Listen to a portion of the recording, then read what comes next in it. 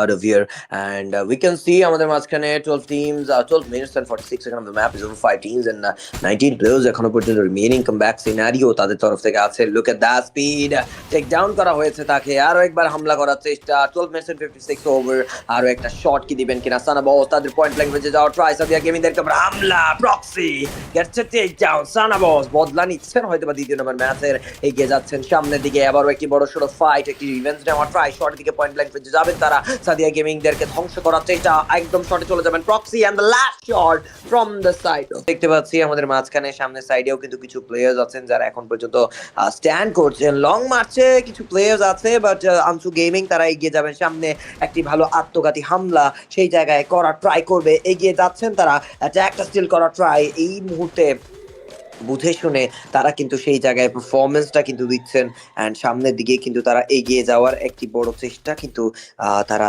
দিতে পারবেন কিনা। পাখি গেমিং দুইটা প্লেয়ার জাস্ট আছে, সানা বস তাদের কাছে। ওভারঅল এই মুহূর্তে কিন্তু 4টি প্লেয়ার রিমেইন